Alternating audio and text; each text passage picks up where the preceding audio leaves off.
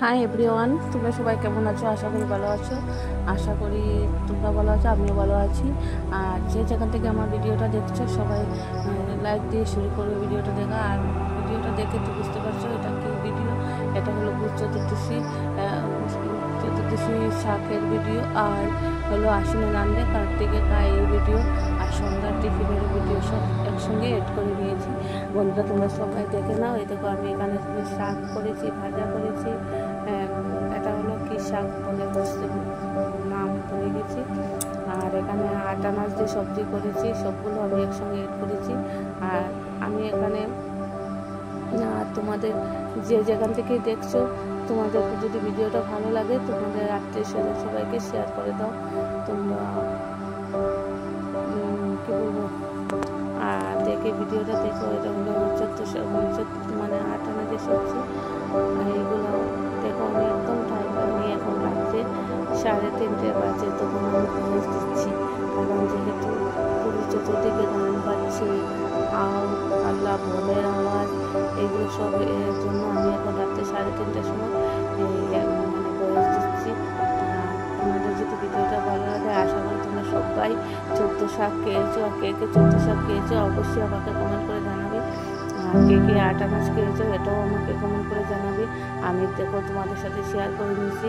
আর এখন সবজি মানে তো বাবা মজাদার, শীতকাল মানে মজা মজা সবজি, ভালো ভালো সবজি। দেখো আমি ফুলকপি রান্না করছি, মানে ফুলকপিটা আরও খেয়েছি তো ভিডিও করতে পারিনি। আজকেও এটার সঙ্গে মানে সবজি রান্না করেছি, ডাল করেছি, অনেকটা করেছি।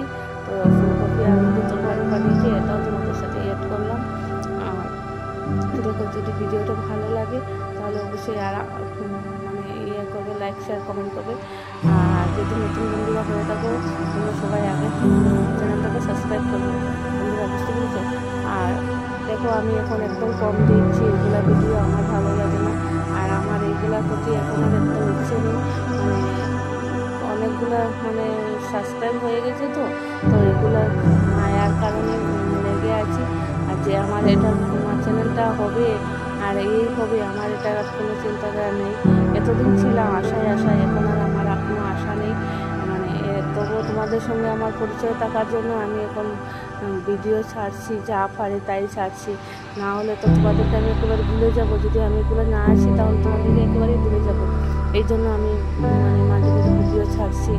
আর দেখুন আমি এখন আর লাইফ টাইম কিছুই করি না, আর কারোর লাইভে এমনটা বেশি যাই না। মাঝে মধ্যে যদি পারি তাহলে সবার একটু ভিডিও দেখে দিই, এটাই আমার ভালো লাগে না এগুলো। আমি সবাই আমার এটাই দুঃখ লাগছে যে ভগবান কেন আমাকে এত কষ্ট দিচ্ছে, এত শাস্তি দিচ্ছে। আমি কি করলাম? নিশ্চয়ই আমি হয়তো কোনো ভুল করেছি, পাপ করেছি, আমাকে শাস্তি দিচ্ছে। আর যা দেওয়ার আমাকে শাস্তিটা কমার মানে আমি দেখি, আমি যদি ভগবান আমাকে করতে পারে, আমি এটা আশায় বসে আছি। বুঝতে পেরেছো? দেখো আমার ফুলকপিটা হয়ে যাচ্ছে।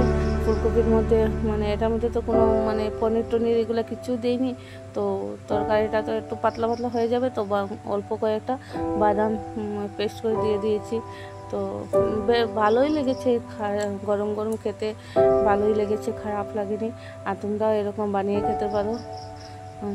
কী করবো, নিরামিষের দিন আজকে 3-4 দিন থেকে নিরামিষ কন্টিনিউ চলছে। ঘরের মধ্যে অশান্তি শুরু হয়ে গেছে, নিরামিষ বলে মাথা খেয়ে নিচ্ছে আমার মেয়েটা।